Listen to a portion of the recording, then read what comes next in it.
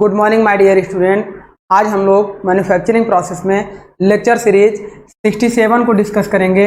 जैसा कि my dear हम लोग क्या कर रहे हैं कि मेटल फॉर्मिंग प्रोसेस से रिलेटेड हम लोग topic wise multiple type choice questions को हम लोग सॉल्व कर रहे थे। तो अब हम लोग उसी सीरीज में ऑब्जेक्टिव क्वेश्चन को आगे बढ़ाते हुए नेक्स्ट चैप्टर हम लोग डील करेंगे डियर।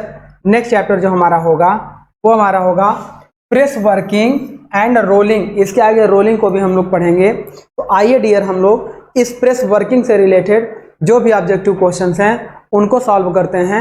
देन आफ्टर हम लोग और भी इसके आगे जो टॉपिक हमारे रोलिंग के बचे हैं उसको भी लेकर सॉल्व करेंगे। तो चलिए डियर हम लोग स्टार्ट करते हैं प्रेस वर्किंग। फिर प्रेस वर्किंग का हम लोग क्या करते हैं, क्वेश्चन 1 से स्टार्ट करते हैं। जो सीट मेटल ऑपरेशन होता है वहाँ हम लोग प्रेस वर्किंग प्रोसेस को करते हैं। तो यहाँ देखिए डियर क्या है, फर्स्ट आपका कह रहा है identify the press work operation which is different from the remaining. मतलब ये कह रहा है कि identify the press work operation which is different from remaining, जो इन सबसे अलग हो। तो सबसे पहले देखिए डियर, ऑप्शन ए आपका दिया है एम्बॉसिंग, बी आपका दिया है नॉचिंग, सी आपका दिया है कपिंग और डी आपका दिया है ब्लगिंग। तो नॉचिंग मतलब हम क्या करते हैं डियर, इस तरीके से वर्कपीस पर ऐसे एज पर ऐसे हम लोग क्या करते हैं, आकृति जनरेट करना, कुछ भी आकृति जो भी आपको जनरेट करना हो इसे हम लोग नॉचिंग ऑपरेशन कहते हैं, जो रिलेटेड होता है प्रेस वर्क ऑपरेशन से। तो इस तरीके से इसका आंसर हमारा क्या होगा, जो डिफरेंट होगा वो नॉचिंग होगा, मतलब बी आंसर करेक्ट होगा। नेक्स्ट बात करते हैं क्वेश्चन नंबर सेकंड क्वेश्चन कह रहा है डियर, ये कह रहा है 2 or more cutting operation are performed at 1 station of the press in every stroke of the ram. अब जैसे देखिए क्या है, ये मान लीजिए कि प्लेट हो गया, अभी आपकी हो गई ये डाई, अब यहाँ से हमने रैम ले दिया। अब इस रैम से जो हम लोग स्ट्रोक लगाकर कट कर रहे हैं इसको, तो ये कह रहा है डियर कि देखो 2 और मोर कटिंग ऑपरेशन, 2 या 2 से अधिक कटिंग ऑपरेशन। मान लो यहाँ पे रैम इस पे जाएगा तो 1 कटिंग होगा, अगर 1 रैम और लगा दिया जाता तो 2 कटिंग होता एक ही साथ। ये दोनों को एक साथ अगर हम कनेक्ट कर दें तो आगे कह रहा है 2 are more than cutting operation, 2 या 2 से अधिक cutting operation are performed at 1 station, एक ही स्टेशन पे अगर 2 या 2 से अधिक कटिंग वर्क पीस अगर हमें अचीव हो रहे हैं of the press in every stroke of the RAM. तो अब क्या है डियर, ये वर्क पीस हो गया, अब ये डाई हो गया मान लीजिए।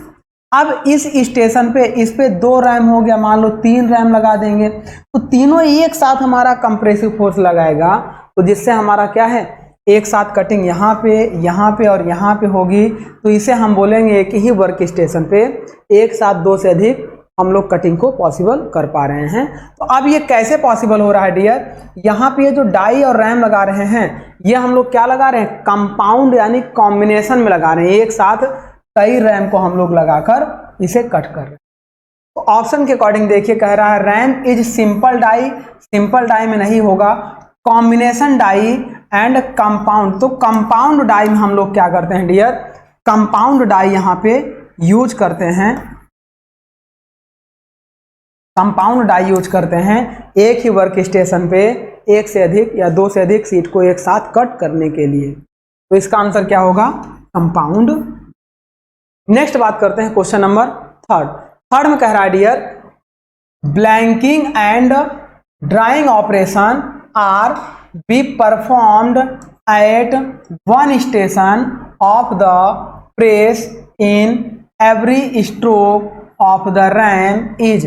तो यहाँ देखिए डियर कह रहा है blanking and drawing operation. Drawing में हम लोग क्या बनाते थे, वायर बनाते थे। ब्लैंकिंग में हम लोग क्या बनाते थे, हम लोग जैसे हमें बनाना होता था वायर बनाना होता था, होल बनाने होते थे, सॉरी वायर कह रहे हैं, हम लोगों को वाशर बनाना होता था, जो हम लोग इसे बोलते हैं वाशर। इस वाशर को बनाने के लिए इस प्लेट पे हम लोग क्या करते थे, इस सेम साइज का रैम लेते थे और इस पे कटिंग करके इस तरीके से बना लेते थे। तो ये सारे प्रोसेस जो ये होल बन रहे हैं ये हमारे कहलाते हैं ब्लैंकिंग ऑपरेशन, जो सीट मेटल ऑपरेशन पे परफॉर्म किए जाते हैं। एंड ड्राइंग ऑपरेशन पे हम लोग क्या बनाते हैं, वायर बनाते हैं, थिन वायर प्रोड्यूस करते हैं। तो ये कह रहा है dear, blanking and drawing operation can be performed at one station of the press in every stroke of the ram is called. तो वो हमारा क्या कहलाएगा, ऑप्शन ए है सिंपल डाई। अगर एक ही स्टेशन पे कई वर्क लग रहे हैं, मतलब एवरी स्ट्रोक एक ही स्टेशन पे हो रहा है, तो वो हमारा सिंपल डाई नहीं होगा, वो कहलाएगा कॉम्बिनेशन डाई। अगर एक ही स्टेशन पे एक साथ कई वर्क हमारे प्रोड्यूस हो जाते तो वो हमारा कहलाता कंपाउंड डाई। लेकिन हम लोग क्या कर रहे हैं कि एवरी स्ट्रोक एक ही स्टेशन पे कर रहे हैं, तो वो कहलाएगा कॉम्बिनेशन। तो इसका आंसर हमारा क्या होगा, बी करेक्ट हो जाएगा। नेक्स्ट बात करते हैं क्वेश्चन नंबर 4 कह रहा है dear, a progressive die performs. Progressive die का मतलब क्या होगा, एक ही वर्क स्टेशन पे दो या दो से अधिक वर्क को हम लोग कंप्लीट करते हैं, उसे बोलते हैं प्रोग्रेसिव डाई। तो अब यहाँ पर एक ही वर्क स्टेशन का मतलब एक ही प्लेटफॉर्म पे दो या दो से अधिक वर्क को हम लोग कंप्लीट करें, देन उसे बोलते हैं प्रोग्रेसिव डाई। ऑप्शन के अकॉर्डिंग देखिए क्या कर रहा है, 2 or more cutting operations at one station of the process, B कह रहा है both cutting and non cutting operations at one station of process, C कह रहा है 2 or more operations at different station of the press. तो यहाँ पे देखो डियर, जब प्रोग्रेसिव की बात करेगा, हम कॉम्बिनेशन की बात बता दिए थे, कॉम्बिनेशन यानी कि एक ही वर्क स्टेशन पे कई वर्क किए जाएं तो वो हमारे कहलाते हैं कॉम्बिनेशन, या उसी को हम लोग बोलते हैं कंपाउंड डाई या कॉम्बिनेशन वर्क। लेकिन प्रोग्रेसिव का मतलब एक स्टेप फिर अगला स्टेप फिर अगला स्टेप, इस तरीके से हमारा होता है। जैसे एक यहाँ हो गया, एक यहाँ हो गया, देन एक यहाँ हो गया, इसे बोलते हैं प्रोग्रेसिव। ये अगर वर्क कर रहे हैं तो प्रोग्रेसिव वर्क हो गया, एक यहाँ स्टेशन हो गया, एक यहाँ हो गया, एक यहाँ। तो हम लोग क्या करेंगे, 2 or more operations at different stations of the press पे हम लोग वर्क को परफॉर्म कराते हैं, वो हमारा कहलाएगा प्रोग्रेसिव डाई परफॉर्म। नेक्स्ट बात करते हैं डियर, क्वेश्चन नंबर 5। ये कह रहा है the size of A press is specified by the. तो किसी भी प्रेस को हम लोग किससे स्पेसिफाइड करते हैं, तो जो वर्कपीस पे हम लोग देखो इसे कट कर रहे हैं, अब ये प्रेस है तो प्रेस से लोड लगाएंगे, तो इस पे हम लोग क्या करेंगे, जितना मैक्सिमम लोड लगा सकते हैं वह इस वर्कपीस के मटेरियल और उसके थिकनेस पर डिपेंड करता है। तो किसी प्रेस को किससे स्पेसिफाइड किया जाता है, जितना इस पर मैक्सिमम लोड लगा सकते हैं, क्योंकि जब हैवी लोड लगाएंगे वो हैवी प्रेस होगा, लाइट लोड लगाएंगे तो लाइट प्रेस होगा। तो इसी तरह लाइट ड्यूटी प्रेस या हैवी ड्यूटी प्रेस, ये सारे डिपेंड करते हैं उस वर्कपीस पर अप्लाइड किए गए लोड के अकॉर्डिंग। तो यहाँ देखिए डियर, कह रहा है the size of the press is specified. Press का साइज किससे स्पेसिफाइड किया जाता है, फर्स्ट ऑप्शन है वेट ऑफ द प्रेस। क्या प्रेस के वेट से स्पेसिफाइड किया जाता है, नो। सेकेंड है size of workpiece it can handle. क्या वर्कपीस का जो साइज है जिसे हम लोग हैंडल करते हैं उससे स्पेसिफाइड किया जाता है, नो। नेक्स्ट कह रहा है maximum load that can be applied to the workpiece by press. Press के द्वारा जितना मैक्सिमम लोड हम लोग उस वर्कपीस पे अप्लाई कर सकते हैं, उसी लोड के अकॉर्डिंग प्रेस को हम लोग स्पेसिफाइड करते हैं। तो मतलब इसका आंसर क्या हो जाएगा डियर, टी हो जाएगा। आगे बात करते हैं क्वेश्चन नंबर 6। ये कह रहा है in blanking operation the angle of the shear is provided on the. तो ब्लैंकिंग ऑपरेशन में जो शीयर एंगल हम लोग प्रोवाइड कराते हैं वो किस पे प्रोवाइड कराते हैं डियर, वो हम लोग shear angle is provide on the die.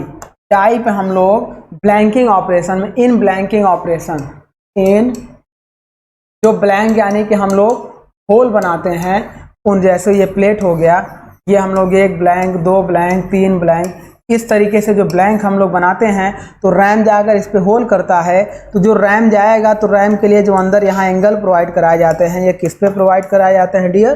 Die पे प्रोवाइड कराए जाते हैं। तो ब्लैंकिंग ऑपरेशन में हम लोग ब्लैंक बनाते हैं और उसके बाद इस पे जो ये हमारा मतलब वर्कपीस होता है और ये हमारा स्क्रैप होता है, तो इस तरीके से ब्लैंकिंग ऑपरेशन होता है। इस पे हम लोग एंगल किस पे प्रोवाइड कराएंगे? शियर एंगल डाई पे प्रोवाइड करा। तो shear angle is provided only die, इसका मतलब आंसर है इसका करेक्ट हो जाएगा। नेक्स्ट बात करते हैं पियर्सिंग ऑपरेशन का, जिसमें हम लोग वाशर वगैरह बनाते हैं। इन पियर्सिंग, पियर्सिंग या पंचिंग सेम होता है। In piercing and blanking operation the clearance between punch and die solely depends on. अब यहाँ पे देखो, जैसे मान लीजिए ये हो गया डाई, ये हो गया डाई, इसके ऊपर ये हमने रख दिया वर्कपीस, ये हमने रख दिया वर्कपीस। अब यहाँ पे क्या होगा डियर? सेम इसी के साइज का ये हमने क्या रख दिया? ये हमने ले लिया रैम, रैम यानी कि पंच, ये हमारा हो गया डाई। अब आप देखो डियर, जब यह क्या होगा, रैम ऐसे आएगा तो यहाँ से कट करेगा और कट करके देखो ये ऐसे जाता है। अब यहाँ पे अगर ये रैम यहाँ तक होता तो एग्जैक्ट इस पे आके टच हो जाता तो शियरिंग नहीं होती। तो ये जो क्लियरेंस हम लोग प्रोवाइड कराते हैं, ये क्लियरेंस किस पे डिपेंड करता है? इस मटेरियल की थिकनेस पर डिपेंड करता है।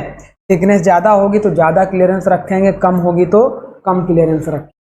वही पूछ रहा है डियर कि जो in piercing and blanking operation, piercing और ब्लैंकिंग ऑपरेशन में clearance between punch and die, ये मान लेते हैं इसे हम लोग पंच, इसे हम लोग पंच मान लेते हैं, इसे हम लोग डाई मान लेते हैं। तो पंच और डाई के बीच में ये जो क्लियरेंस प्रोवाइड कराते हैं इज डिपेंड ऑन, फर्स्ट कह रहा diameter of the hole required, second कह रहा thickness of the sheet material. तो शीट मटेरियल के थिकनेस पर ये डिपेंड करता है।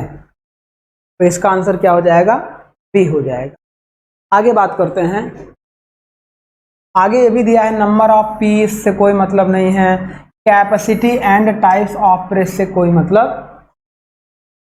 क्वेश्चन नंबर 8 ये कह रहा है डियर, देखिए the force required for piercing, piercing मतलब हमें जो आपके वाशर वगैरह बनाने हैं, a round hole when the die and punch are not provided with any shear is given by. अब इसके लिए देखिए डियर क्या होता है, देखिए the force required for piercing round hole when the, जैसे मान लो हमें एक राउंड होल बनाना है। अब इस वर्क पीस पे तो इसकी थिकनेस हमारी हो गई, जिसकी स्ट्रेंथ हमारी कुछ हो गई, इसका डायमीटर हमारा टी हो गया। अब इस पे क्या है कि जो रैम हमारी इस पे वर्क कर रही है उसकी लेंथ हो गई, तो वो हमारा किस पे डिपेंड करता है? इसका पूरा सरकमफरेंस पाई हो गया, तो वह डिपेंड करता है इसके pi into diameter D into strength S into thickness T पर डिपेंड करता है। तो ये हमारा होता है डियर, इसका आंसर हो गया डी। जो शियर हमारा प्रोवाइड किया जाता है वो पाई डी इंटू एस टी पे होता है। आगे बात करते हैं क्वेश्चन नंबर 9। ये कह रहा है इन सीट मेटल वर्क, जो सीट मेटल वर्क हम लोग ये पढ़ रहे हैं या जिससे हम लोग ऑब्जेक्टिव क्वेश्चन सॉल्व कर रहे हैं, उससे related the cutting force on the tool can be reduced by. तो जो टूल पे हमारा क्या होता है, ये टूल पे जो कटिंग फोर्स होता है इसको रिड्यूस कराते हैं शियर एंगल को प्रोवाइड कराकर। यहाँ जो हमारा डाई पे शियर एंगल होता है, इस शियर एंगल को या इस शियर एंगल को प्रोवाइड कराकर इस कटिंग फोर्स को हम लोग रिड्यूस कर सकते हैं। तो जब शियर एंगल को हम लोग प्रोवाइड कराएंगे तो कटिंग फोर्स हमारा इफेक्टेड होता है। तो ये हमारा हो गया in sheet metal work the cutting force on the tool can be reduced. किससे रिड्यूस करते हैं? डाई पे शियर एंगल प्रोवाइड करके और टूल पर भी शियर एंगल प्रोवाइड करके। देखो किसी चीज को काटना है, मान लो अगर ये डायरेक्ट ऐसे आएगा काटेगा तो क्या होगा? कटिंग फोर्स ज्यादा लगेगा। अगर इस पे हम लोग थोड़ा सा इस तरीके से शियर प्रोवाइड करा दें, अब ये क्या होगा? इस तरीके से एंगल हो गया, ये एंगल हो गया, आसानी से इसे काट देगा। तो जब शियर एंगल प्रोवाइड कराते हैं तो आसानी हो जाती है कटने में, मतलब कटिंग फोर्स रिड्यूस हो जाता है। तो ऑप्शन ने क्या दिया है? Grinding the cutting edge shape from increase the hardness of the tool. Tool के हार्डनेस बढ़ाने से कटिंग फोर्स पे कोई इफेक्ट नहीं पड़ेगा। Provide the shear angle on the tool, तो यही हमारा करेक्ट हो जाएगा। टूल पर शियर एंगल प्रोवाइड करके हम लोग उसे रिड्यूस करें। नेक्स्ट बात कर रहा है क्वेश्चन नंबर 10। इन शीट मेटल ब्लैंकिंग, ब्लैंकिंग का मतलब जो हम लोग होल बना रहे हैं शीट मेटल ऑपरेशन में, इस तरीके से ये हम लोग डिफरेंट होल प्रोड्यूस कर रहे हैं। तो इन ब्लैंकिंग ऑफ, इसी को ब्लैंकिंग कहते हैं। Shear is provided on punch and die so that अब इसके अकॉर्डिंग देखो, पंच और डाई दोनों पे हम लोग शियर प्रोवाइड कराएंगे। डाई से भी शेयरिंग करेंगे, पंच से भी शेयरिंग करेंगे, नीचे भी शियर एज बनी होगी, ऊपर भी, तो जिससे क्या होगा कि आसानी से कट हो जाएगा। तो ये हमारा होता है कि डाई और पंच दोनों पे शियर प्रोवाइड कराया गया। उसके अकॉर्डिंग देखते हैं ऑप्शन क्या सही होगा। ऑप्शन ए है प्रेस लोड इज रिड्यूस, और बी है गुड कट एज ऑब्टेन्ड, सी है warping of sheet is minimised, and D है कट ब्लैंक आर स्ट्रेट। तो यहाँ पे क्या होगा डियर? देखिए जब हम लोग मान लो ये डाई हो गई, अब इस पे ये हमने कटिंग एज प्रोवाइड करा दिया, ये वर्क पीस रख दिया, ये डाई हो गई। अब देखो यहाँ शियर यहाँ हमने प्रोवाइड करा दिया। चाहते तो हम डाई ऐसी रखते, ये वर्क पीस रखते, ये पंच लगाते, अब ये पंच इस पे जाता तो ऐसे इसको काट के यहाँ तक में कट कर देता। लेकिन यहाँ देखो डाई में हमने शियर नहीं प्रोवाइड कराया है, तो ज़्यादा कटिंग फोर्स इस पे रिक्वायर्ड हो इसे कट करने के लिए। लेकिन यहाँ पे अब इसे क्या है, ये इसे कट करना है, अब ये पंच आएगा और इसको आसानी से देखो कट करके पंच इसमें एडेड हो जाएगा, आसानी से इसे कट कर देगा, मतलब शियर फोर्स रिड्यूस हो जाएगा। अब हम डाई और पंच दोनों पे देखो, in blanking operation shear provided on punch and die, ये शियर पंच में भी और डाई में भी हमने प्रोवाइड करा दिया। तो जिसका बेनिफिट हमारा क्या होगा? Press load is reduce. जो प्रेस पे हम लोग लोड लगा रहे हैं, लोड यानी कि फोर्स, वो हमारा क्या हो जाएगा? रिड्यूस हो जाएगा। ये आंसर आपका ए करेक्ट हो जाएगा। तो इस तरीके से इसका आंसर ए करेक्ट हो गया। नेक्स्ट बात करते हैं क्वेश्चन नंबर 11। इसमें देखिए डियर, एक असर्शन दिया है और एक उसका रीजन दिया है। अब इस असर्शन एंड रीजन के अकॉर्डिंग हमें इसका आंसर देना है। तो सबसे पहले देखते हैं कि असर्शन मतलब स्टेटमेंट आपका क्या दिया है। स्टेटमेंट के अकॉर्डिंग कह रहा है dear, in sheet metal blanking operation, sheet metal में जब हम लोग ब्लैंक बनाते हैं, होल बनाते हैं, तो उस ब्लैंकिंग ऑपरेशन में clearance must be given to the die. तो क्या हम लोग क्लियरेंस डाई में देते हैं? तो यहां देखिए जब ब्लैंकिंग करते हैं, इन ब्लैंकिंग ऑपरेशन, तो हम लोग क्या करते हैं, ये करा clearance must be given in die, तो हम लोग क्या करते हैं, देखिए मान लीजिए ये हमारा हो गया आपका पंच और ये हो गया आपका वर्क पीस, अब ये हो गया आपका डाई, ये मान लेते हैं ये हो गई आपकी डाई। इस तरीके से ऐसे डाई है। अब यहां पे देखिए डियर, ये आएगा ऐसे कट करेगा, कट करेगा। अब इसमें अभी क्लियरेंस हमने नहीं दिया है। जब ब्लैंकिंग ऑपरेशन करते हैं डियर, तो हम क्या करते हैं, इस पंच के साइज को थोड़ा सा इस तरीके से ऐसे क्लियरेंस हम लोग प्रोवाइड कराते हैं, जिससे यहाँ पे क्या है कि आसानी से डाई के अंदर ये एम्बेडेड हो जाए। तो यहाँ पे जो हम लोग क्लियरेंस दे रहे हैं वह किस पे देते हैं? पंच पे देते हैं। तो ब्लैंकिंग ऑपरेशन में जो क्लियरेंस हम लोग देते हैं डियर, वह किस पे देते हैं? वह देते हैं पंच पे। तो ये कह रहा है इन शियर मेटल ये कह रहा है in sheet metal operation blanking clearance must be given in die. तो ये डाई में नहीं होगा, किस में होगा, आपका होगा ब्लैंक पंच में होगा। नेक्स्ट कह रहा है the blank should be required dimension. अब ये कह रहा है the blank should be required dimension. तो कोई भी ब्लैंक हमारा होगा तो एक देखो the blank should be of required dimension. तो कोई भी ब्लैंक होगा शीट मेटल ऑपरेशन में तो एक रिक्वायर्ड डायमेंशंस के ही अकॉर्डिंग हम लोग उस पर वर्किंग करते हैं। तो ये तो आपका स्टेटमेंट सही है, लेकिन ये स्टेटमेंट आपका क्या है, गलत है। आपका ए आपका रॉन्ग हो गया, बी आपका करेक्ट हो गया। मतलब देखो इसमें बोथ करेक्ट बता रहा है, ये रॉन्ग हो गया। इसमें भी बोथ करेक्ट बता रहा है, ये रॉन्ग हो गया। इसमें ए को ट्रू बता रहा है, मतलब ये रॉन्ग हो गया। हमारा क्या है, A is false and R is true, मतलब आंसर आपका क्या हो गया, डी आपका। तो इस तरीके से इसका डी ऑप्शन करेक्ट। आगे बढ़ते हैं क्वेश्चन नंबर 12। ये कह रहा है dear the cutting force in punching and blanking operation mainly depend on. Punching और ब्लैंकिंग ऑपरेशन में जो कटिंग फोर्स होता है इस बॉडी के स्ट्रेंथ पे डिपेंड करता है डियर। ये जो कटिंग फोर्स हम लोग लगाते हैं, ये जो कटिंग फोर्स हम लोग लगाते हैं, ये मान लो पंच हो गया, ये आपकी डाई हो गई, तो इस मटेरियल की थिकनेस और स्ट्रेंथ पर ही तो यह कटिंग फोर्स डिपेंड करता है। इसकी थिकनेस और इसके स्ट्रेंथ पर डिपेंड करता है। आगे बात करते हैं किस पे डिपेंड करेगा। तो ये वही कह रहा था the cutting force in punching and blanking operation mainly depend on. Cutting force किस पे डिपेंड करेगा, मेनली मुख्यतः। फर्स्ट कह रहा है द मॉडुलस ऑफ इलास्टिसिटी यानी कि ई पर, तो यंग मॉडुलस पे नहीं डिपेंड करेगा। नेक्स्ट कह रहा है the shear strength of the metal, तो इसी पे डिपेंड करेगा। मेटल की जितनी शियर स्ट्रेंथ होगी उसी के अकॉर्डिंग उस पर हम लोग लोड को अप्लाई करेंगे। तो ये हमारा हो जाएगा ऑप्शन आपका बी करेक्ट हो जाएगा। सी क्या दिया था, the bulk modulus of metal, bulk modulus पर ही डिपेंड नहीं करेगा। Bulk modulus is the inversely proportional of compressibility होता है। तो ये सब तो आपको मालूम होना चाहिए। ये कह रहा है the yield strength of metal, yield strength पर भी डिपेंड नहीं करेगा। आगे बात करते हैं क्वेश्चन नंबर 13 में क्या कह रहा है डियर, देखिए ये कह रहा है consider the following statement related to piercing and blanking operation.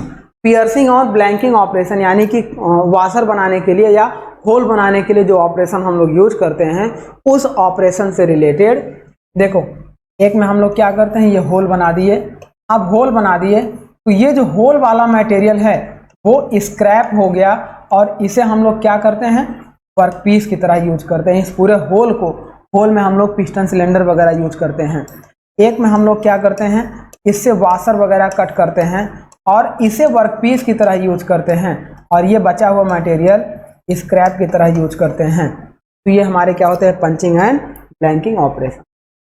Then after इसके लिए कह रहा है shear on punch reduce the maximum cutting force. अब देखो ये कह रहा है इन सारे, सुन आप देखिए, consider the following statement related piercing and blanking operation. Piercing और ब्लैंकिंग ऑपरेशन से रिलेटेड इन स्टेटमेंट को पढ़िए, 4 स्टेटमेंट दिए गए हैं। देन आफ्टर ये कह रहा है which of the above statement are correct. कह रहा है इसको पढ़िए और बताइए कि पंचिंग और ब्लैंकिंग से रिलेटेड कौन कौन से स्टेटमेंट करेक्ट होंगे।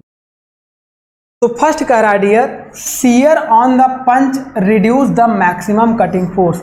अगर देखो पंच पे हम लोग शियर प्रोवाइड कराते हैं, ये पंच हो गया, इस पे जो हम लोग शियर प्रोवाइड कराते हैं तो जितना अधिक शियर प्रोवाइड कराएंगे उतना कम फोर्स लगेगा उसे कट करने के लिए। तो इसका मतलब स्टेटमेंट 1 आपका सही कह रहा है। जब हम लोग शियर ऑन पंच प्रोवाइड कराएंगे तो it is reduce the maximum cutting force, यह कटिंग फोर्स को रिड्यूस करता है। नेक्स्ट बात कर रहे हैं पॉइंट सेकेंड कह रहा है shear increase the capacity of press needed. ये रॉन्ग कह रहा है। क्या शियर आपका कैपेसिटी ऑफ द प्रेस को इंक्रीज करता है? नहीं, वो लोड को डिक्रीज करता है, मतलब कैपेसिटी को डिक्रीज करता है। नेक्स्ट कह रहा है shear increase the life of punch. अगर शियर बढ़ाएंगे तो क्या पंच की लाइफ बढ़ेगी? ऐसा नहीं, केवल फोर्स आपका कम होता है। पंच की लाइफ आपकी डिपेंड करती है पंच के मटेरियल और वर्कपीस के मटेरियल पे एंड कटिंग एक्शन। नेक्स्ट कह रहा है the total energy needed to make the cut remains unaltered due to the provision of shear. तो शियर की वजह से टोटल एनर्जी आपकी अनअल्टर्ड मतलब अनचेंज रहती है कंप्लीट ऑपरेशन में। तो ये हमारा क्या होता है? पंचिंग और पियर्सिंग से रिलेटेड करेक्ट ऑप्शन होता है। मतलब 1 और 4 आपका करेक्ट हो गया, यानी कि ए आपका 1 और 2 है, रॉन्ग हो गया। बी आपका 1 और 4 करेक्ट हो गया, तो ये सी भी रॉन्ग एंड डी भी रॉन्ग। तो इसका आंसर आपका हो जाएगा बी, 1 और 4 आर करेक्ट। आगे बढ़ते हैं क्वेश्चन नंबर 14।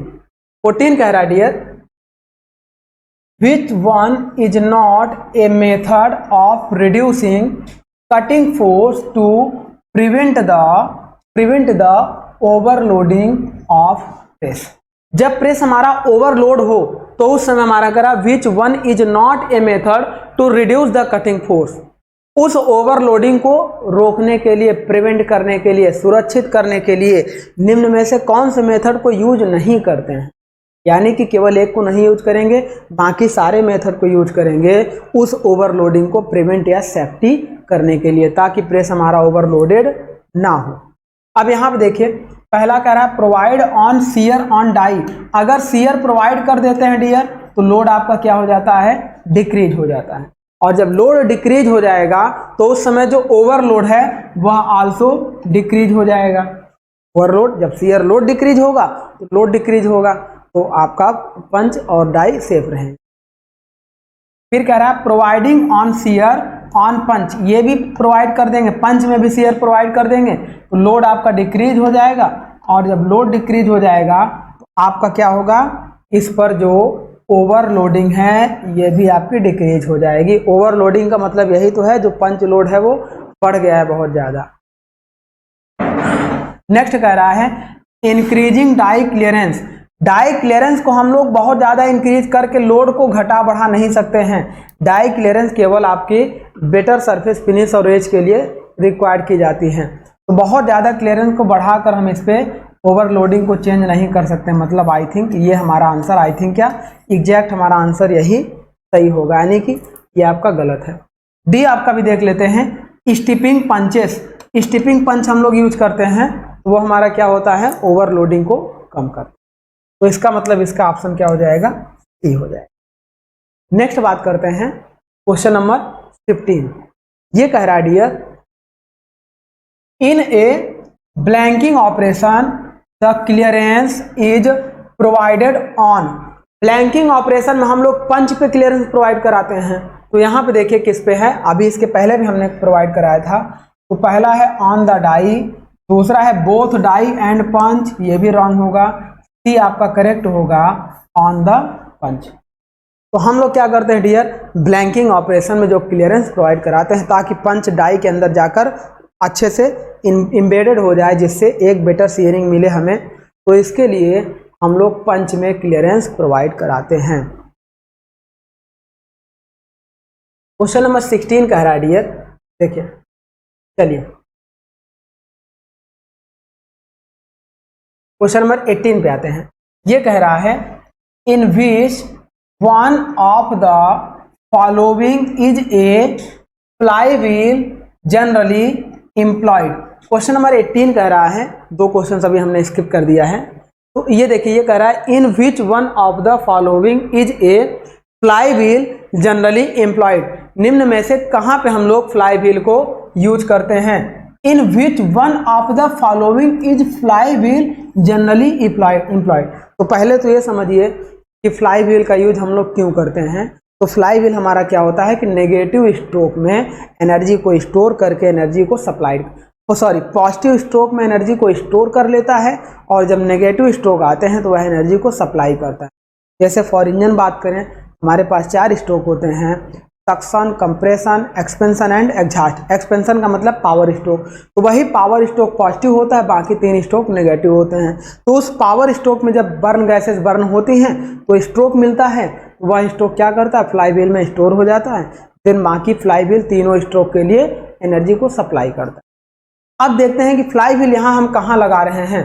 तो क्या लेथ मशीन में आपने फ्लाईव्हील देखा है डियर? नहीं देखा है। इलेक्ट्रिक मोटर में फ्लाईव्हील आपने देखा है? नहीं देखा है। गियर बॉक्स में फ्लाईव्हील आपने देखा है? नहीं देखा है। पंचिंग मशीन में हम लोग फ्लाईव्हील का यूज करते हैं। तो ये हमारा हो गया ऑप्शन सी। आगे बढ़ते हैं क्वेश्चन नंबर 19। ये कह रहा है डियर मैच लिस्ट फर्स्ट में आपके क्या है, ऑपरेशन दिए गए हैं, और सेकंड में आपके क्या दिए गए हैं, स्ट्रेसेस इंड्यूस्ड दिए गए हैं।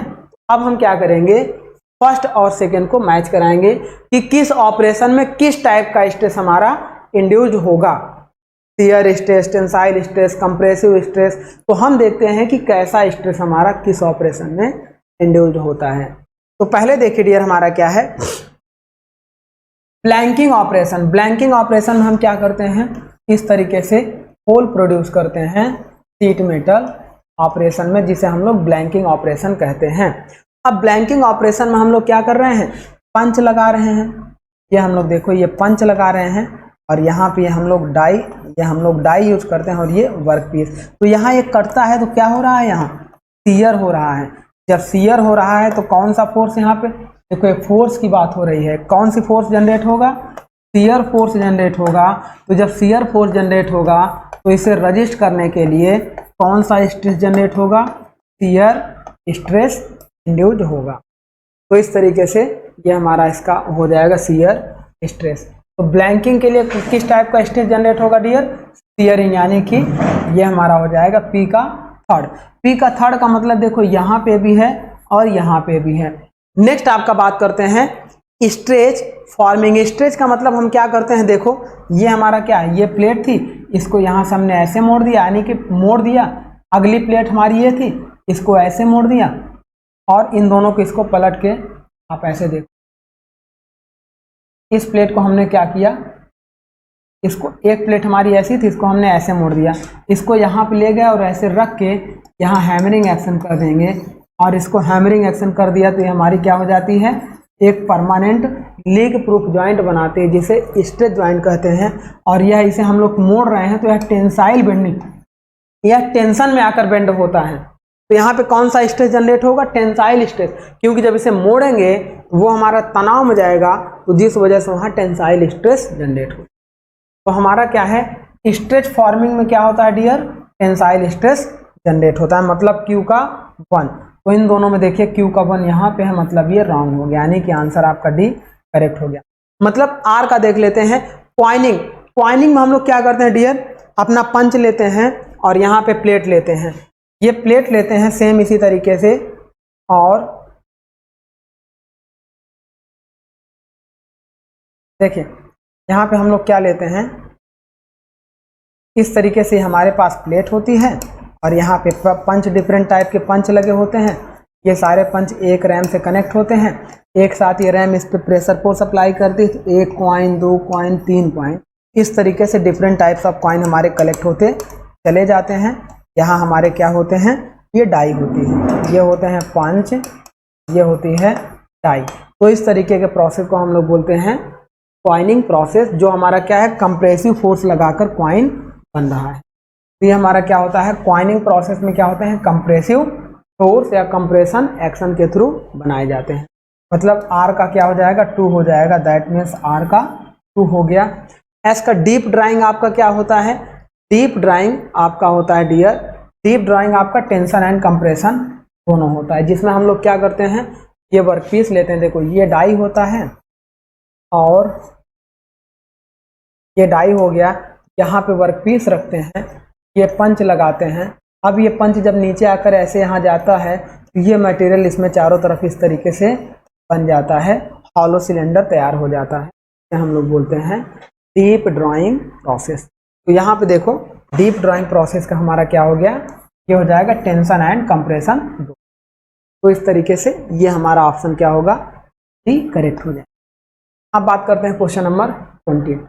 ये कह रहा है डियर 20 क्वेश्चन कह रहा है, देखिए एक तरफ इधर हमारे प्रेस के पार्ट दिए गए हैं और इधर हमारे उसके फंक्शन दिए गए हैं, मतलब किस प्रेस में किस टाइप का फंक्शन हम लोग यूज करते हैं, तो उसे हम लोगों को मैच कराना है। देखो जैसे इधर पंच प्लेट दिया गया है, स्ट्रिपर प्लेट दिया गया है, स्टॉपर दिया गया है एंड नॉक आउट दिया गया है।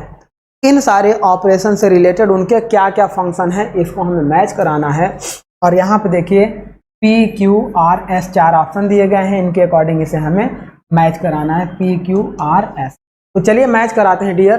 पहले हम पंच प्लेट की बात करते हैं। तो जो पंचिंग ऑपरेशन हम लोग कर रहे हैं डाई एंड पंच को यूज करके, तो जिस प्लेट पे पंचिंग ऑपरेशन कर रहे हैं वह प्लेट कहलाती है पंच प्लेट। अब उस पंच प्लेट के बारे में देख रहे हैं कि क्या होगा।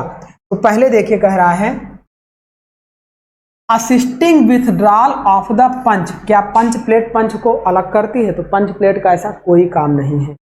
नेक्स्ट कह रहा है advancing the workpiece through the correct distance, punch plate का कोई इससे मतलब नहीं है, वो डिस्टेंस से कोई मतलब नहीं रखेगी, वह पंच और डाई के बीच में रखी रहेगी और पंच आएगा उसको कट करेगी।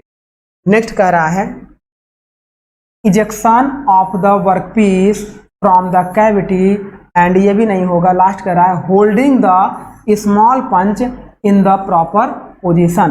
तो पंच हमारा क्या होता है, देखो जो पंच प्लेट होती है डियर वो हमारी क्या होती है, पंच को होल्ड करती है ताकि पंच इधर उधर खिसकने ना पाए और अच्छे से पंच जाकर उसको प्रेस करे। जैसे देखो यहाँ पे एक प्लेट लगा देते, मान लो ये हो गया पंच, अब ये प्लेट लगा दिए तो ये प्लेट हो जाएगी पंच प्लेट। यह पंच को क्या करती है, होल्ड करती है, इधर उधर खिसकने नहीं देती है ताकि एग्जैक्ट कटिंग हमारी हो। इसका मतलब पंच प्लेट आपकी क्या करती है, पंच को होल्ड करती है और उसे प्रॉपर पोजीशन में बनाए रखती है ताकि पंच आपका इधर उधर खिसकने ना पाए। ये हो गया हमारा पंच प्लेट से रिलेटेड हो गया 4 ऑप्शन। 4 का मतलब P का 4, यानी कि देखो P का 2, P का 2 यहाँ पे भी है, यहाँ P का 4, P का मतलब हमारा या तो A करेक्ट हो सकता है या तो C। आगे बात करते हैं Q। जो स्ट्रिपर प्लेट आपकी लगाई जाती है डियर, स्ट्रिपर प्लेट केवल और केवल देखो assisting withdrawal of the punch, पंच को बाहर निकालने के लिए ही हम लोग स्ट्रिपर प्लेट का यूज करते हैं। इसका मतलब Q का 1 हो जाएगा, दैट मीन्स Q का 1 यानी कि ये हो जाएगा, ये रॉन्ग हो जाएगा, मतलब आपका ऑप्शन C करेक्ट हो जाएगा। तो इस तरीके से R का देख लेते हैं। स्टॉपर, स्टॉपर इसलिए लगाते हैं डियर ताकि देखो आगे बचे हुए ऑप्शंस हैं advancing the workpiece through the correct distance. हमें क्या स्टॉपर क्या है कि मतलब एक ऐसा एडवांस टेक्निक है जो वर्कपीस को एक करेक्ट डिस्टेंस पे रोके और फिर उसके बाद हमारा पंचिंग ऑपरेशन कंप्लीट करे। स्टॉपर का मतलब जैसे हम लोग गाड़ी में ब्रेक वगैरह लगाते हैं एक निश्चित डिस्टेंस पे ताकि हम ब्रेक यहाँ लगाएं तो कुछ दूरी पे जाके रुक सके, वही हमारा होता है स्टॉपर। तो वर्कपीस को सेफ्टी रखने के लिए लगाया जाता है। तो स्टॉपर एक एडवांसिंग टेक्निक है जो वर्कपीस को करेक्ट डिस्टेंस पे रोक कर रखता है। एंड नॉकआउट आपका क्या हो जाएगा, नॉकआउट आपका बाकी बचा हुआ है ejector the workpiece from the cavity, cavity से वर्कपीस को इजेक्ट करने के लिए, इजेक्ट करने के प्रोसेस को नॉकआउट कहते हैं। ये इसका आंसर हमारा क्या हो जाएगा डियर, सी हो जाएगा। आगे बढ़ते हैं क्वेश्चन नंबर 21 में कह रहा है for punching operation the clearance is provided on which one of the following. तो देखो डियर जब हम लोग ब्लैंकिंग ऑपरेशन करते हैं इस चीज को आपको बहुत याद रखना है। ब्लैंकिंग ऑपरेशन में, इन ब्लैंकिंग ऑपरेशन हम लोग क्लियरेंस कहाँ देते हैं, clearance is provide on the die, sorry on the punch. हम लोग ब्लैंकिंग ऑपरेशन में पंच में हम लोग क्लियरेंस प्रोवाइड कराते हैं। एंड इन देखो punching and piercing operation, punching और piercing operation clearance just opposite is provided on the die. तो ये चीज ध्यान रखना डियर, पंचिंग या पियर्सिंग में क्लियरेंस डाई में देते हैं और ब्लैंकिंग ऑपरेशन में क्लियरेंस पंच पर देते हैं। अब आइए सॉल्व करते हैं। ये क्वेश्चन कह रहा है for punching operation, punching operation के लिए या पंचिंग को ही पियर्सिंग बोलते हैं, the clearance is provided on which one of the following. The punch, punch पे नहीं करते हैं, पंच में कौन से ऑपरेशन में करते हैं, blanking operation and the die, तो यही डाई पे हम लोग करते हैं, तो डाई पे क्लियरेंस हम लोग प्रोवाइड कराते हैं पंचिंग। अब आगे देखिए डियर, ये हम कुछ रोलिंग से रिलेटेड ऑब्जेक्टिव को भी करने चल रहे हैं, जो हम लोगों ने रोलिंग प्रोसेस को पढ़ा हुआ था, मतलब रोल फोर्जिंग हम लोगों ने जो पढ़ा हुआ था, उस रोल फोर्जिंग से रिलेटेड अब हम लोग कुछ न्यूमेरिकल ऑब्जेक्टिव क्वेश्चन को सॉल्व करने चल रहे हैं। तो चलिए उसको भी हम लोग सॉल्व कर लें।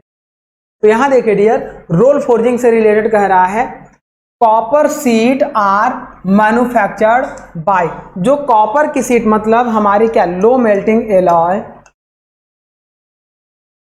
लो melting alloy non ferrous material, non ferrous material को जो हम लोग सीट बनाते हैं वो किसके थ्रू बनाते हैं, रोलिंग या रोल फोर्जिंग के थ्रू बनाते हैं, रोलिंग या रोल फोर्जिंग के थ्रू बनाते हैं। ये हमारा हो गया इसका, ये आंसर बी आपका करेक्ट हो जाए। नेक्स्ट बात कर रहे हैं डियर, क्वेश्चन नंबर सेकेंड। ये कह रहा है suggest the hot metal process to be used for the making of structural section such as rails, angles and I beam etcetera. अब यहाँ पे देखिए डियर, मान लो कि एक ये वर्क पीस हो गया, अब इस क्रॉस सेक्शन से हमें रेल बनाने हैं, रेल रोड बनाने हैं, आई बीम बनाने हैं, या डिफरेंट टाइप्स के क्रॉस सेक्शन बनाने हैं। तो उसके लिए पहले इसे हम लोग क्या करेंगे, हॉट यानी कि एबव रिक्रिस्टलाइजेशन टेम्परेचर पे इसे गर्म करेंगे। गर्म करने के बाद देखो ये रोलर होंगे, इन रोलर से इस वर्कपीस को हम लोग पास कराएंगे। आप देखो अगर आई बीम बनाना है तो आई बीम हमारा ये हो गया आई बीम। अब यहाँ पे हम लोग सेम इसी तरीके का आई बीम बनाने के लिए क्या करते हैं डियर, सेम इसी तरीके का हम लोग एक रोलर लेंगे, एक इधर और एक इधर रोलर लेंगे, और इस वर्कपीस को देखो ये रोलर ऐसे मूव करेगा, देन ये वर्कपीस हमारा आगे की ओर बढ़ेगा और इस तरीके से हमारा क्या होगा, आई बीम ऐसा प्रोड्यूस हो जाएगा। इसी तरीके से रेल की पटरी भी हम लोग बनाते हैं। तो ये हमारे रोलर लगे होंगे और इस रोलर से इस सेक्शन को हम लोग देखो इस रेक्टेंगुलर सेक्शन को इसके अंदर प्रोवाइड कराएंगे, तो यही शेप हमारी बनती चली जाएगी, जिसे हम लोग बोलते हैं रोल फोर्जिंग। तो जो भी हम लोग आई बीम या रेल रोड बनाते हैं वो हम लोग किससे बनाते हैं, रोलिंग प्रोसेस से। तो इसका आंसर आपका क्या होगा डियर, सी करेक्ट हो। आगे बात करते हैं क्वेश्चन नंबर थर्ड में कह रहा है thread rolling is restricted to. Thread rolling क्या होता है डियर, एक हमारी ये शाफ्ट होती है, अब इस पे हमारी ये थ्रेड बनी होती है, एक हमारी ये दूसरी शाफ्ट होती है, इस पे भी हमारी थ्रेड बनी होती है और ये मूव करती है, इन दोनों डायरेक्शन में मूव करती है। तो ये वर्कपीस ऐसे जाएगा, इससे गुजर कर ये जो वर्कपीस बाहर निकलेगा तो इस पर हमारा क्या होगा डियर, इस पर भी इस तरीके से थ्रेड जनरेट हो जाएगी, जिसे हम लोग बोलते हैं थ्रेड रोलिंग। तो थ्रेड बनाने का यह भी एक टेक्निक होता है किसी भी वर्कपीस पर। अब यहाँ देखिए कह रहा है thread rolling is restricted to, किसके लिए रिस्ट्रिक्ट की जाती है, तो यह देखो फेरस मटेरियल के लिए, डक्टाइल मटेरियल के लिए रिस्ट्रिक्ट की जाती है। जब हम लोग रोलिंग में थ्रेड बना रहे हों तो वहाँ पे क्या होता है, मेटल्स यहाँ पे इम्बेडेड होकर चिपकने के चांसेस ज़्यादा रहते हैं, इसीलिए डक्टाइल मटेरियल के लिए हम लोग थ्रेड रोलिंग को रिस्ट्रिक्ट करते हैं, मतलब थ्रेड रोलिंग यूज नहीं करते। तो ये हमारा आंसर क्या होगा डियर, आंसर होगा। आगे बात करते हैं, ये देखो हार्ड मटेरियल के लिए तो हम लोग थ्रेड रोलिंग करेंगे, तो ये हमारा इसका डक्टाइल मटेरियल ही। क्वेश्चन नंबर 4 ये कह रहा है dear in order to get uniform thickness of the plate by rolling process one provided. अब ये कह रहा है, देखो ये हमारा कह रहा है कि अगर हमें यूनिफॉर्म थिकनेस चाहिए इस प्लेट की, ये जो थिकनेस हमारी है देखो यहाँ कम है यहाँ ज़्यादा है, लेकिन अगर हमें ऐसे यूनिफॉर्म थिकनेस चाहिए तो यूनिफॉर्म थिकनेस के लिए हम लोग क्या करते हैं, तो रोल में कैम्बर प्रोवाइड करा देते हैं डियर, जो आपको हमने बताया था। देखो अब ये रोल हमारा हो गया, मान लो ये सीट हो गई, अब ये रोल हो गए, अब ये आगे ये सीट ऐसे जाएगी तो यहाँ पे क्या है, ये जो सीट हमें मिलेगी ये यूनिफॉर्म थिकनेस नहीं मिलेगी। ये रोल्स अगर आपके कुछ इस तरीके से हैं, रोल्स को अगर हम इस तरीके से देखें तो अब हम क्या करते हैं, यहाँ पे क्या है कि ये रोल्स को ऐसे दबा देती है, ऐसे दबा देती है, क्योंकि मटेरियल में जो मटेरियल की क्या है, मिडिल पे स्ट्रेंथ ज़्यादा होगी, यहाँ पे ओवरफ्लो ज़्यादा होगा मटेरियल, बीच में यहाँ के मटेरियल कम फैलाव होंगे, किनारे के ज़्यादा फैलाव होंगे, क्योंकि किनारे पे कोई रिस्ट्रिक्शंस नहीं है। तो इसीलिए हम रोल्स पे क्या करते हैं, ये मान लो हमारे रोल्स हो गए, इस पे ऐसे कैम्बर हम लोग प्रोवाइड करा देते हैं, ताकि अब ये रोल्स घूमेगा तो ये बिल्कुल फ्लैट यूनिफॉर्म, यहाँ पे ज़्यादा प्रेशर फोर्स लगेगा। अभी जब फ्लैट था तो यहाँ कम फोर्स अप्लाई हो रहा था, यहाँ पे ज़्यादा हो रहा था, जिससे मटेरियल ये ज़्यादा फैल रहा था। तो इस तरीके से यूनिफॉर्म थिकनेस अचीव करने के लिए इस रोल पे ये जो हम लोग दे रहे हैं इसे बोलते हैं कैम्बर। हम लोग रोल पे कैम्बर प्रोवाइड कर देते। अब बात करते हैं, तो यूनिफॉर्म थिकनेस के लिए रोलिंग में हम लोग क्या करते हैं, camber on the roll, roll पे कैम्बर प्रोवाइड कर देते। नेक्स्ट बात करते हैं क्वेश्चन नंबर 5। इसमें कह रहा है डियर, ये कह रहा है which of the following assumptions are correct for cold rolling। Cold rolling के लिए कौन से एजम्पशंस, कौन कौन से एजम्पशन सही होंगे। तो बिलो रिक्रिस्टलाइजेशन टेम्परेचर जब हम लोग रोलिंग करेंगे डियर, तो वो हमारी कहलाएगी कोल्ड रोलिंग। मटेरियल को रोल करने के लिए ज़्यादा फोर्स लगाना होगा। सरफेस फिनिश बेटर आएगी, लेकिन मटेरियल कम डायमीटर को अचीव होगा, मतलब डायमीटर बहुत कम रिड्यूस कर पाएंगे। तो इस तरीके से हमारा होगा कोल्ड रोलिंग। कोल्ड रोलिंग में स्ट्रेस भी इंड्यूस्ड हो जाते हैं, जिसे रिड्यूस करने के लिए आफ्टर रोलिंग हम लोग हीट ट्रीटमेंट प्रोसेस करते हैं। तो देखिए पॉइंट 1 आपका कह रहा है द मटेरियल इज प्लास्टिक। अच्छा, रोलिंग कोई भी हो, कोई भी मैकेनिकल प्रोसेस हम लोग कर रहे हैं डियर, अगर मटेरियल इलास्टिक होगा तो हमारा कोई प्रोसेस कंप्लीट नहीं होगा जब तक मटेरियल प्लास्टिक नहीं होगा। मान लो हमने रोलिंग की, रोलिंग करके एक शाफ्ट को एक हमने पतली शाफ्ट में कन्वर्ट कर दिया, अगर वह इलास्टिक मटेरियल है तो जैसे हमने रोलर का लोड हटाया तो वह पतली शाफ्ट तुरंत पुराना अपने शेप को अचीव कर लेगी, तो उसे हम लोग बोलते हैं इलास्टिक प्रॉपर्टी। अगर ऐसी प्रॉपर्टीज हमारी होगी डियर, तो उस समय हम क्या करेंगे, किसी भी मटेरियल से कोई प्रोडक्ट नहीं बना पाएंगे। तो जब भी हमें कोई प्रोडक्ट बनाना हो तो हमेशा मटेरियल आपका किस नेचर में होना चाहिए, प्लास्टिक नेचर में होना चाहिए, चाहे वह कोल्ड रोलिंग हो, हॉट रोलिंग हो, जो भी हो। अब बात करते हैं, the arc of contact is circular with a radius greater than the radius of the roll. तो हमने आपको बताया था डियर, ये जो आपके रोल होंगे, ये जो आपके रोल होंगे, देखो ये मान लो ये वर्कपीस, ये रोलर हो गए। अब ये वर्कपीस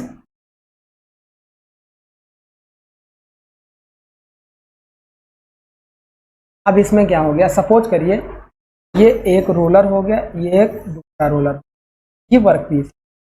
अब ये वर्कपीस क्या है, इस डायरेक्शन में रोल होके ऐसे आगे बढ़। अब यहाँ देखो, यहाँ से लेके यहाँ तक ये जो कांटेक्ट आर्क बन रहा है डियर, इसे बोलते हैं एंगल ऑफ बाइट। और यहाँ से लेके यहाँ तक ये जो आर्क ऑफ कांटेक्ट होता है, आर्क ऑफ कांटेक्ट की बात कर रहा है। देखिए the arc of contact is circular, तो हमेशा इस आर्क को सर्कुलर होना चाहिए, ये हमने आपको अच्छे से बताया हुआ था। आर्क ऑफ कांटेक्ट सर्कुलर होगा तभी आपकी बेटर रोलिंग पॉसिबल होगी। नेक्स्ट बात कर रहा है with a radius of greater than radius of roll. देखो इस रोल का जो रेडियस है, ये जो रोल का रेडियस मान लो 10 mm है, तो ये जो आर्क है इसको 10 mm से ग्रेटर होना चाहिए एक बेटर रोलिंग प्रोसेस के लिए। यह एक एजम्पशन है रोलिंग के लिए। तो इसका मतलब ये भी आपका स्टेटमेंट करेक्ट है रोलिंग के लिए। आगे कह रहा है coefficient of fraction is constant over the arc of contact and act in the direction through out the contact. तो देखिए डियर, हमने आपको रोलिंग प्रोसेस में क्या बताया था, जो कोफिशिएंट ऑफ कांटेक्ट की बात हो रही है, कोफिशिएंट ऑफ कांटेक्ट की जो बात हो रही है, ये कह रहा है कि एवरी पॉइंट पे कोफिशिएंट ऑफ कांटेक्ट आपका कांस्टेंट होता है। चलिए देखते हैं, मान लीजिए कि ये वर्क पीस हो गया, ये रोलर हो गया, ये रोलर हो गया।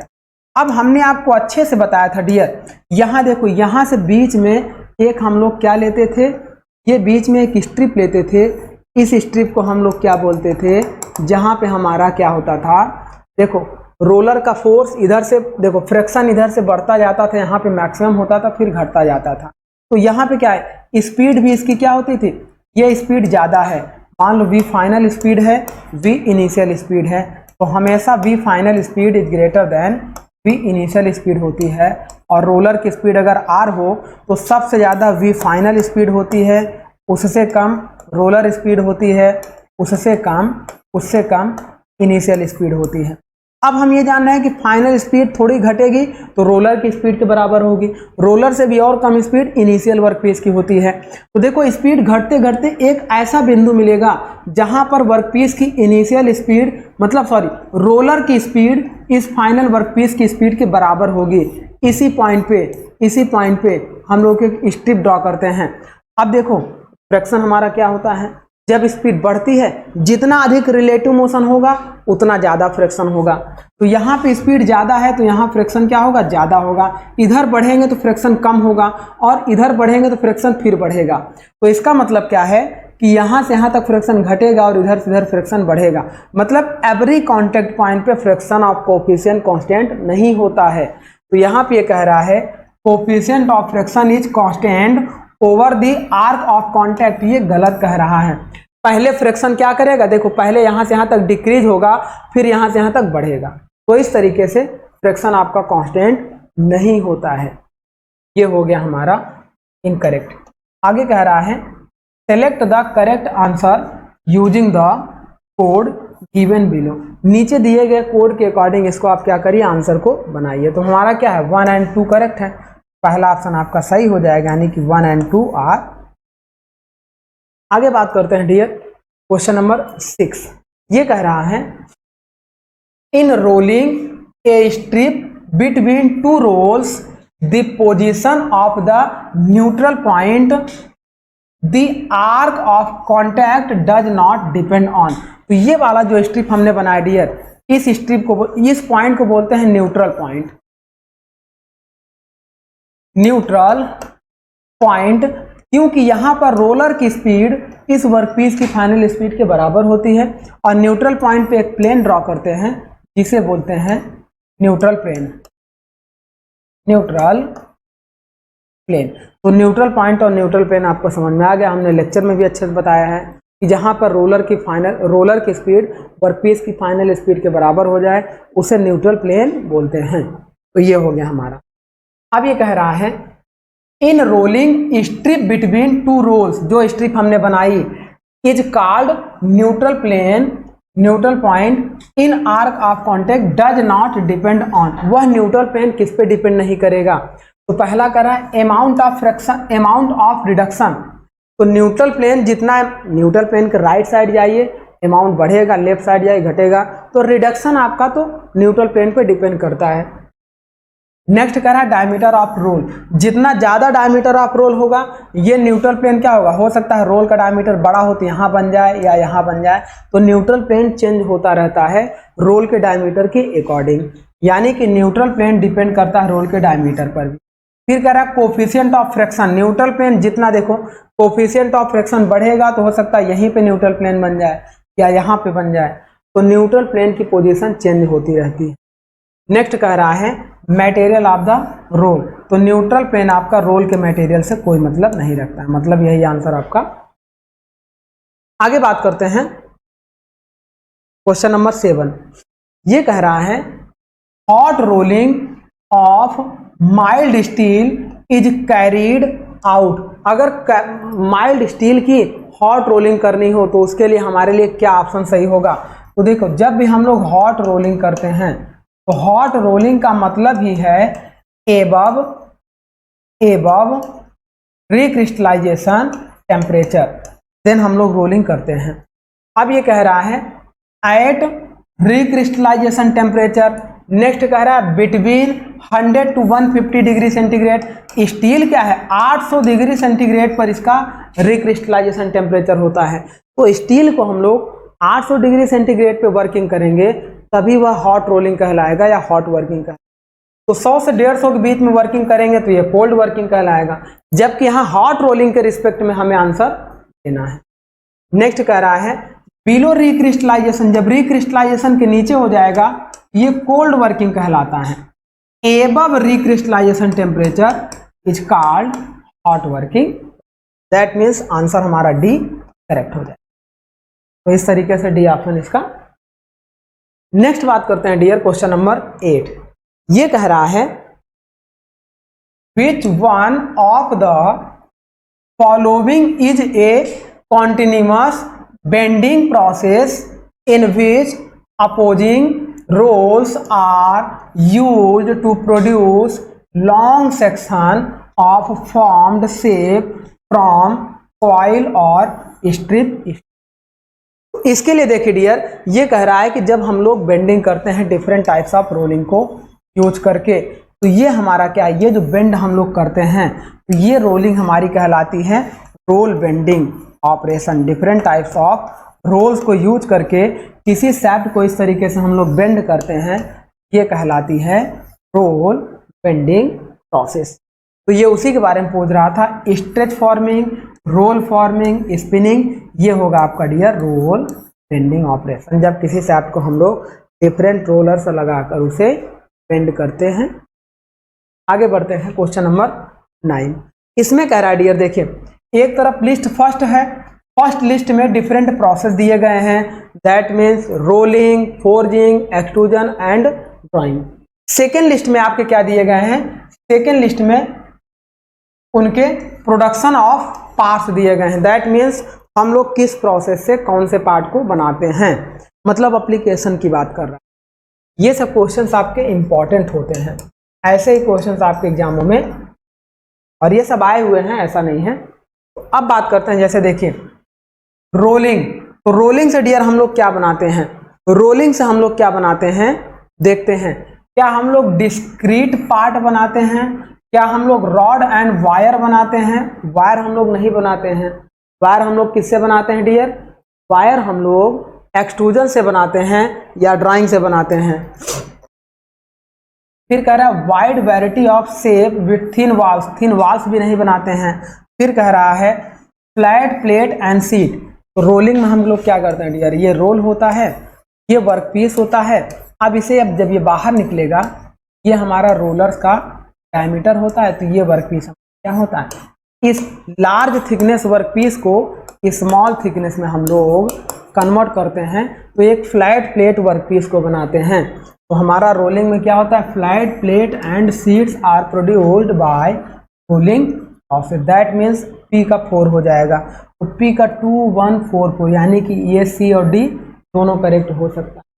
आगे बात करते हैं Q, Q का मतलब देखो डियर फोर्जिंग है, तो कोई भी मतलब ऐसे डिस्क्रीट पार्ट बनाने के लिए जो हमारे, जैसे हमारे हो गए कनेक्टिंग रॉड हो गए, क्रैंक शाफ्ट हो गए, इन सारे पार्ट्स को बनाने के लिए हम लोग केवल और केवल फोर्जिंग प्रोसेस का यूज करते हैं। फोर्जिंग, बाकी अदर पार्ट्स बनाने के लिए कास्टिंग या पाउडर मेटलर्जी प्रोसेस यूज कर लेते।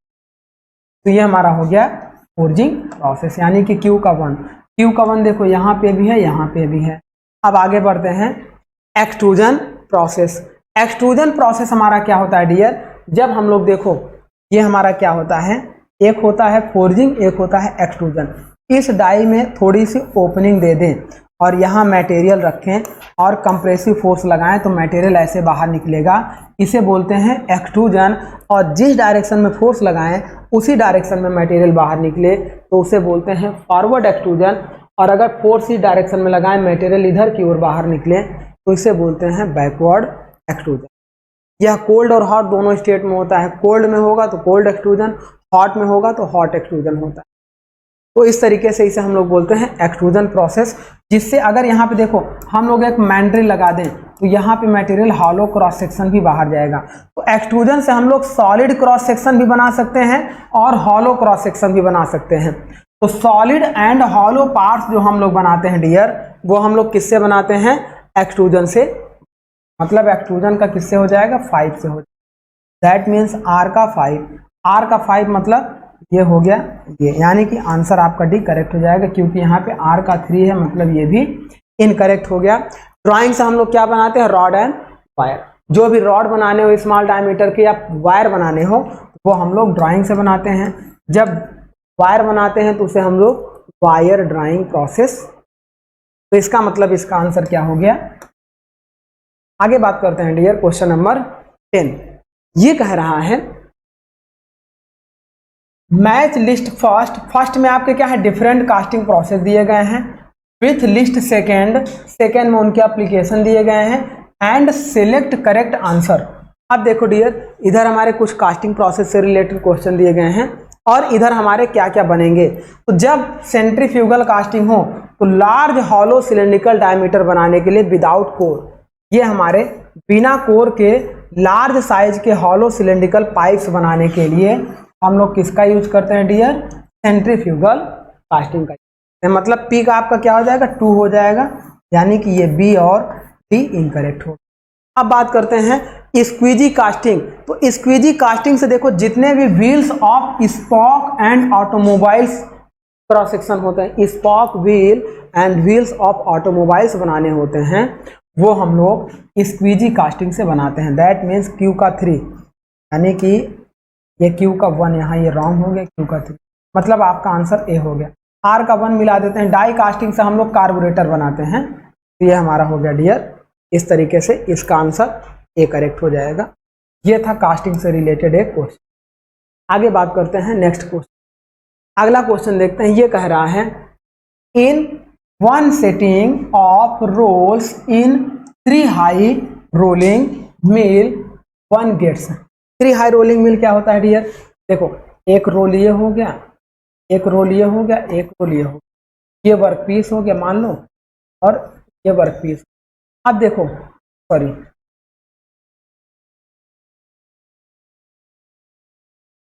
अब आप देखिए ये रोलर अगर इस डायरेक्शन में मूव करे तो ये रोलर इस डायरेक्शन में मूव करेगा, मतलब ये वर्क पीस इधर जाएगा, ये इस डायरेक्शन में जाएगा।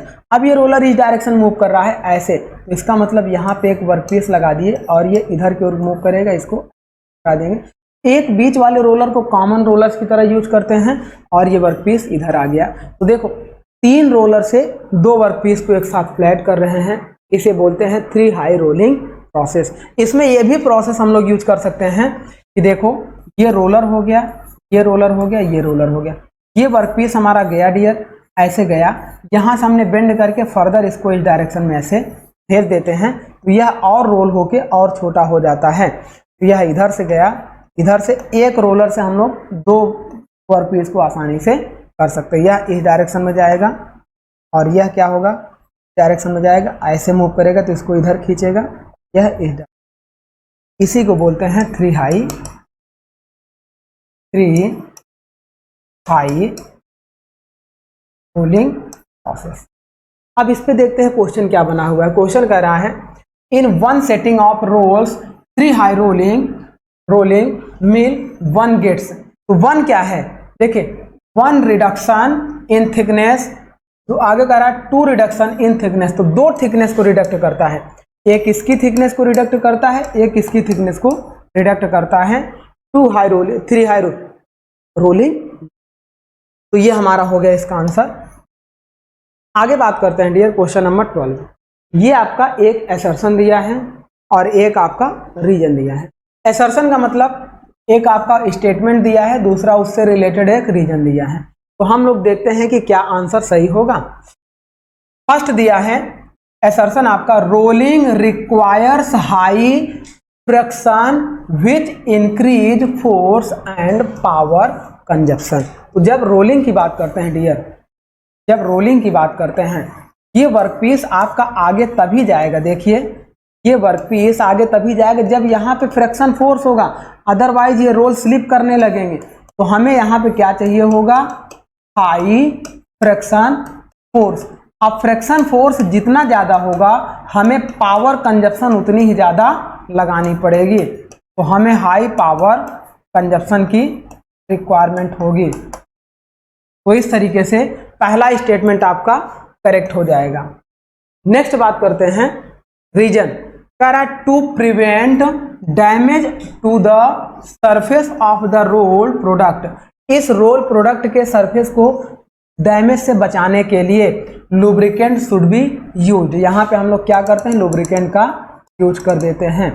अब लुब्रिकेंट इतना भी यूज नहीं करते हैं कि यहाँ पे फ्रिक्शन कम हो जाए, फ्रिक्शन कम होगा रोलर स्लिप करने लगेंगे। लेकिन आप देखो यहाँ पे पहले कथन में क्या है, रोलिंग के लिए वो आप पावर फोर्स की बात कर रहा है, लेकिन यहाँ पे रोलिंग के बाद निकाले गए प्रोडक्ट के सरफेस के बचाव की बात कर रहा है। तो मतलब ये सेकेंड वाले एक अलग चीज की व्याख्या कर रहा है और फर्स्ट वाला अलग चीज का एक्सप्लेनेशन कर। तो ये दोनों सही हैं। करेक्ट ये भी है कि हमें वर्कपीस को डैमेज से बचाने के लिए लुब्रिकेंट का यूज करते हैं, ये भी करेक्ट है, ये भी करेक्ट है, लेकिन यह इसका एक्सप्लेनेशन नहीं दे रहा है, क्योंकि अगर यह पावर फोर्स या फ्रिक्शन के बारे में बात करता तब इसका एक्सप्लेनेशन होता, यह कुछ अलग बात कर रहा है। तो both statement are correct but statement R is not correct explanation of statement A. तो इसका मतलब आंसर आपका क्या हो जाएगा, B. Both statement are correct but R is not the correct explanation of, ये हो गया आपका। नेक्स्ट क्वेश्चन की बात कर रहा है डियर, देखो ये कह रहा है which one of the following is the correct relationship between surface velocity, roll velocity and entrance velocity. अब हम हमेशा जानते हैं डियर, आपको हमने बताया हुआ है, मान लो रोल वेलोसिटी VR हो जाए, ये हो गया वर्कपीस, ये फाइनल हो गया। अब वर्कपीस जो बाहर जाएगा उससे फाइनल वेलोसिटी हो गया, जो वर्कपीस इंटर कर रहा है वो हमारी हो गई इनिशियल वेलोसिटी। हमने आपको बताया डियर कि सबसे ज़्यादा वेलोसिटी फाइनल की होगी, उससे कम वेलोसिटी आपकी रोलर की होगी और उससे कम वेलोसिटी आपकी इनिशियल वेलोसिटी होगी। तो यही आपका वेलोसिटी का सीक्वेंस होगा। अब इसके अकॉर्डिंग देखिए आंसर कौन सा मैच कर रहा है। तो ये क्या है कि अपोजिट डायरेक्शन में दिया, मतलब सबसे पहले आपका इनिशियल वेलोसिटी है, उससे ज़्यादा रोलर वेलोसिटी है, उससे ज़्यादा फाइनल वेलोसिटी है। ये आपका आंसर है मैच कर। देखिए इनिशियल या फिर ये हमारा वर्कपीस की वेलोसिटी है इंटरिंग के समय और रोलर वेलोसिटी है फिर ये फाइनल वेलोसिटी, क्योंकि दिया भी है कोड आपका। देखो वर्कपीस की वेलोसिटी VO माना है, मतलब ये इंटर के समय VO वर्कपीस की वेलोसिटी, रोलर की वेलोसिटी VR माना है एंड VF आपका क्या है, वर्कपीस की फाइनल। तो इसका आंसर क्या हो जाएगा डियर, ए करेक्ट हो जाएगा। नेक्स्ट बात करते हैं या नेक्स्ट क्वेश्चन की बात करते हैं, क्वेश्चन नंबर 14। ये कह रहा है match list first with list second and correct answer using. First में आपका दिया है dear types of rolling mill and second में आपका दिया है कैरेक्टरिस्टिक। फर्स्ट में आपका दिया है डिफरेंट टाइप्स ऑफ रोलिंग मिल और सेकेंड में उनके कैरेक्टरिस्टिक्स दिए गए हैं। अब हम लोग देखते हैं कि कौन सी रोलिंग से कौन से आंसर्स हमारे मैच होंगे। तो देखो जैसे two high non reversing rolling mill, non reversing का मतलब क्या होता है, रिवर्सिंग का मतलब क्या होता है। जैसे मान लो ये रोलर हो गया, ये वर्कपीस हो गया, अगर वर्कपीस इस डायरेक्शन या रोलर की डायरेक्शन और वर्कपीस की डायरेक्शन सेम हो वो कहलाता है नॉन रिवर्सिंग। अब ये मान लो ये रोलर हो जाए, ये रोलर इस डायरेक्शन में मूव हो, ये रोलर इस डायरेक्शन में, अब ये वर्कपीस हो जाए, अब ये इस तरीके से वर्कपीस आगे बढ़े, ये इधर की ओर दबाए और इसको इधर की ओर ऐसे भेजे, तो इसे बोलते हैं reversing rolling. Two high reversing और नॉन रिवर्सिंग, इसको हमने रोलिंग में अच्छे से कंप्लीट समझा। अब बात कर रहे हैं टू हाई नॉन रिवर्सिंग मिल, देखते हैं इसके लिए क्या ये कैरेक्टरिस्टिक हमारी करेक्ट होगी। फर्स्ट कह रहा है middle roll rotate by the friction. तो मिडिल रोल आपका 3 हाई रोलिंग मिल में रोटेट होता है, क्योंकि 3 हाई रोल मिल में एक मिडिल रोल होगा, एक अपर रोल होगा और एक लोअर रोल होगा। तो 3 हाई रोलिंग मिल आपका क्या है, ये है, मतलब आपका क्या हो जाएगा, बी का 1 मैच हो जाएगा। अब 2 हाई रोलिंग मिल के लिए देखते हैं, वो भी रिवर्सिंग, नॉन रिवर्सिंग के लिए ये कह रहा है by small working roll power of rolling is reduce, ऐसा नहीं होगा। Roll of equal size are rotate only in one direction. Non reversing में क्या होगा, ये दोनों रोल का साइज आपका सेम होगा और दोनों आपके क्या होंगे, इस तरीके से रोटेट करेंगे। मतलब आपका क्या हो जाएगा, ए का 3 करेक्ट हो जाएगा और बी का 1। ए का 3 यानी कि सॉरी, ये यहाँ पे देखिए इधर क्या है कि पी क्यू आर एस के फॉर्म में दिया गया है और यहाँ ए बी सी डी, यानी कि इसको आप मानो ए बी सी डी, ये हो जाएगा ए बी सी डी, ये सी हो। अब यहाँ पे देखिए डियर, ए का आपका क्या है 3 मैच हो रहा है, तो ए का 3 यहाँ पे है और ए का 3 यहाँ पे।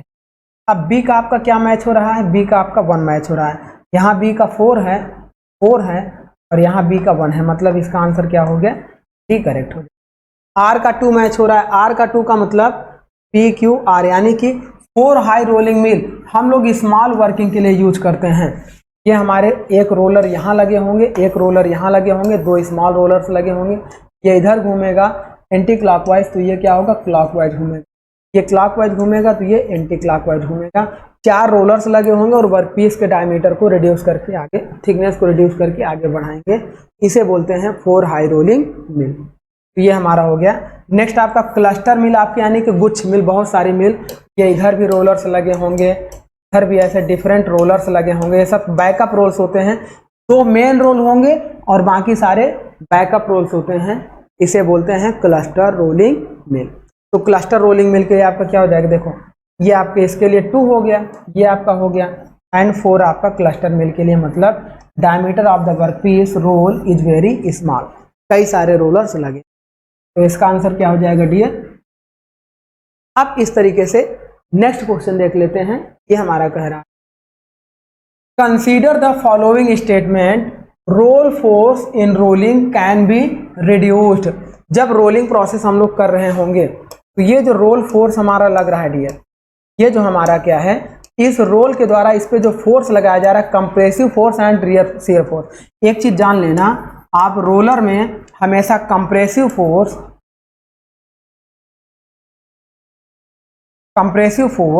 एंड शियर फोर्स, 2 फोर्स हमारे वर्क करते हैं। ये जो इस पे दबाए रहता है ये कंप्रेसिव फोर्स होता है और इस डायरेक्शन जो आगे लगा रहा है ये शियर फोर्स। अब ये कह रहा है इस फोर्स को रिड्यूस करने के लिए consider the following statement, roll force in rolling can be reduce. इस रोलिंग में इस रोल फोर्स को रिड्यूस करने के लिए क्या करते हैं। फर्स्ट आपका दिया है रिड्यूसिंग फ्रैक्शन, फ्रैक्शन जितना ज्यादा होगा रोल फोर्स उतना बढ़ेगा, फ्रैक्शन कम होगा रोल फोर्स आपका कम हो जाएगा। दैट मीन्स स्टेटमेंट 1 आपका करेक्ट है। सेकेंड बात कर रहे हैं, ये कह रहा है using larger diameter of roll increase the contact area. अगर कॉन्टैक्ट एरिया बढ़ेगा तो फ्रैक्शन फोर्स बढ़ेगा, फ्रैक्शन फोर्स बढ़ेगा तो रोल फोर्स बढ़ेगा। तो ये तो हमारा उल्टा कह दिया, ये अपोजिट बात हो गई। थर्ड पॉइंट कह रहा है taking smaller reduction per pass reduction of the contact area. तो जितना हम छोटा छोटा रिडक्शन लेंगे, इस रिडक्शन को जितना कम कर देंगे उतना रोल फोर्स हमारा कम हो जाएगा। दैट मीन्स थर्ड ऑप्शन आपका करेक्ट होगा। तो इस तरीके से इसका ऑप्शन हो जाएगा 1 एंड 3। 1 एंड 2 आपका ये रॉन्ग हो गया, 2 एंड 3 रॉन्ग हो गया, 1 2 3 रॉन्ग हो गया। दैट मीन्स इसका ऑप्शन आपका सी करेक्ट हो जाएगा 1 एंड। तो इस तरीके से डियर हम लोगों ने क्या किया, रोलिंग, फोर्जिंग, एक्सट्रूजन से रिलेटेड हम लोगों ने अपने टॉपिक को भी अच्छे से कंप्लीट किया और उससे रिलेटेड हम लोगों ने जितने मैक्सिमम क्वेश्चंस हमारे बन सकते थे उसको भी हमने सॉल्व किया। अब हम लोग क्या करेंगे डियर, नेक्स्ट लेक्चर में हमने जो चैप्टर नंबर 6 को डिस्कस किया था पाउडर मेटलर्जी, उससे रिलेटेड ऑब्जेक्टिव क्वेश्चन को भी हम लोग कंप्लीट करेंगे। तो चलिए माय डियर, आज का टॉपिक हम लोग यहीं पे स्टॉप करते हैं और नेक्स्ट टॉपिक में हम लोग पाउडर मेटलर्जी से रिलेटेड ऑब्जेक्टिव क्वेश्चन को कंप्लीट करेंगे। तो ठीक है माय डियर, यहीं पे अपना टॉपिक स्टॉप कर रहे हैं। Thank you my dear.